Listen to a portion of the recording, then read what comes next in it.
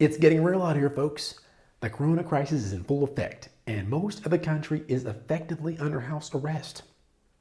But not to worry, stimulus checks are coming. You know, the government attempting to fix a problem it caused. Will it succeed? Will it fail? Well, depending on who you are and how fast you need the cash, it may or may not fail for you.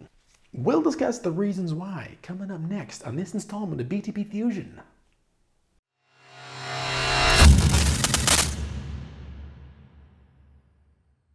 What's up, you guys? You're watching BTP Fusion, where it's our mission to inspire you to take imperfect action on your finances and business through the power of technology. Help us in that mission by pounding that like button and dropping us a comment if you like what we have to say. And if you don't like what we have to say, we're not perfect here, and we appreciate the input from our viewers to help us improve and deliver the content that is needed in today's corona crisis-induced world. So the self-induced economic recession is upon us. Millions of people across the globe are essentially under house arrest. Small businesses of all sorts are similarly shut down for the most part. What could go wrong? Am I right? Well, among other things, massive worldwide global depression. Some folks are thinking that this could eclipse the original Great Depression in terms of GDP loss as well as unemployment. There are people out there that are predicting that unemployment could eclipse 15% or more. That number seems kind of low, actually. I mean, what do you expect when you mandate that people essentially can't work for months at a time? And all this is to help protect us all from essentially a very strong strain of the flu. One wonders, these sorts of measures weren't needed for SARS or other flu pandemics, including the infamous 1917 flu that killed tens of millions of people around the world, and essentially put an end to World War I, in the minds of some historians, obviously. But everyone is telling us that these measures are necessary now for some reason. And who knows? Maybe they're right. Well, if that's the case, what are people supposed to do to sustain their lives, with luxuries such as food and shelter? Well, thank goodness a bailout bill was just passed. Printing more money has always worked in the past. And there are no counter-arguments for why it won't work this time. Am I right? But hold the phone there, buckaroo. It might not work for you, particularly if you fall into one of the following unfortunate, or should I say fortunate, circumstances.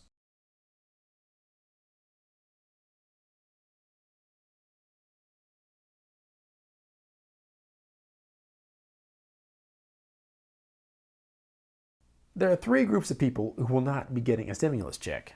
The first group, high earners. Now, I think this is something we probably all knew would happen and is actually a quite reasonable expectation of people with means. The requirement is, if you're single and earn greater than $75,000 per year, or married filing jointly with your spouse and making greater than $150,000 per year, at that point, your stimulus check begins to be phased out. The more you make over that threshold, the less you will get in your stimulus check. That is to say, for every $100 more than $75,000 or $150,000 you make, again, if you're filing jointly, you will be receiving $5 less in your stimulus check. To the point, if you make more than $99,000 or $198,000 when married and filing jointly, you will not be getting a stimulus check at all, which in my mind is a good thing. If you are making that kind of cash, you should be disciplined enough to save up for emergencies just like this. If you haven't saved up, and heaven forbid your job disappears due to the aforementioned self-imposed economic crisis, there is always unemployment, which will probably not match your current level of income for sure, but it should hold you over until you are able to find a new job that is close to what you currently make in income. But keep in mind, we're kind of in uncharted territory here, and the economy that emerges out of this crisis may be completely different than the one that we've entered into it from, and you may not be able to find a job that matches your current lifestyle expectations immediately afterwards. If that's the case, there may need to be some sort of lifestyle adjustments that go along with this new world. But that's a video for another time. Like and subscribe. So this time around, the government is being very careful with whom it delivers stimulus checks to. For example, there are stringent rules for dependent deductions. So it's been reported that if you are claiming a minor on your tax returns, you would be receiving a $500 credit per person in addition to the standard stimulus check that was being doled out. Well, that is still true. But if that minor that you are claiming is over the age of 16, then you will not be getting that credit on top of your stimulus check.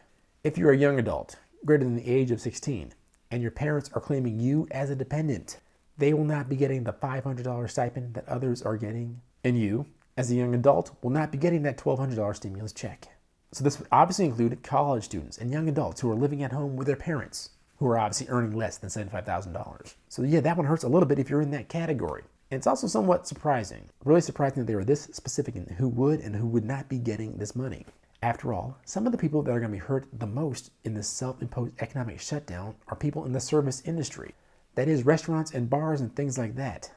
That demographic tends to be a little bit younger and also lives at home with their parents, and also tend to be dependents of their parents. So it's unfortunate they're not going to be getting much stimulus cash, and they're currently barred from working, more or less.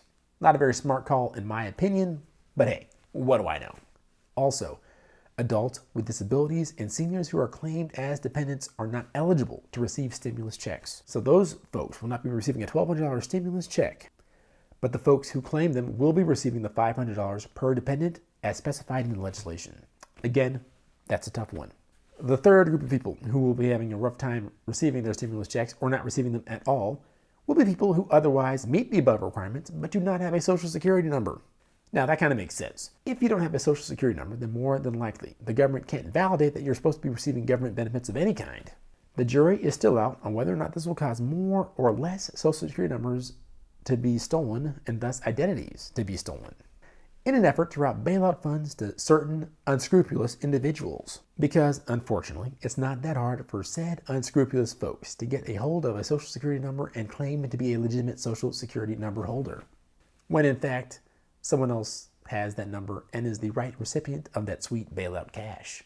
If the cost of acquiring a social security number is lower than the bailout amount, which it probably is, then it might be worth it for an enterprising yet nefarious individual with a really out of balance moral compass to take advantage of this windfall in free money. We'll see. Hopefully the numbers of identity theft don't skyrocket.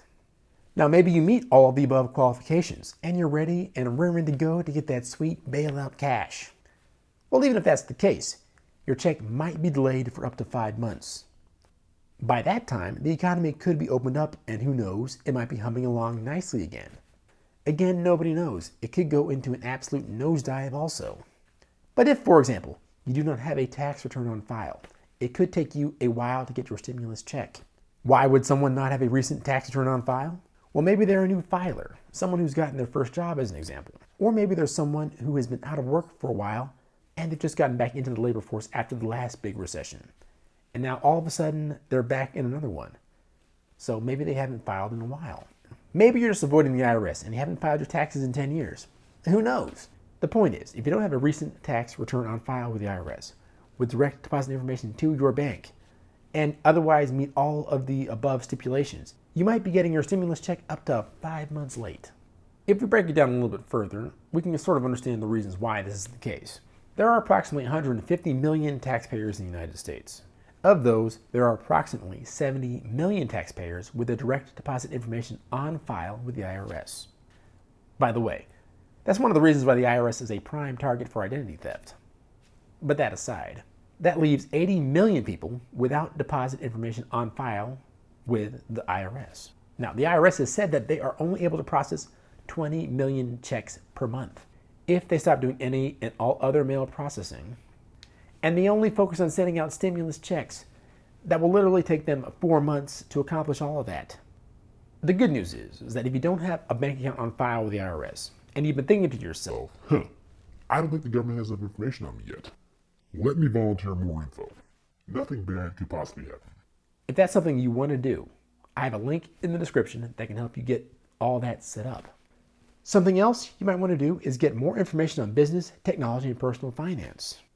Do that by subscribing to this channel and clicking the notification bell so you're alerted when more great content drops, as it does weekly. And if this video brought you any value and you actually liked this video, then like this video, as it does a ton for the YouTube algorithm. And leave us a comment down below with what you are going to do with your slice of stimulus money. Is it enough? Is it not enough? Is it too much stimulus money in your opinion? What are your thoughts on the government just opening up the economy and letting people work? Is it too soon with all the corona craziness that's still going on? Or are you just crawling the walls like yours truly? Let us know down below. And remember, a goal without a plan is a wish. A goal with a plan and no action is a wish list. Take action on your business and personal finances using the power of technology, and we'll catch you next time. Peace.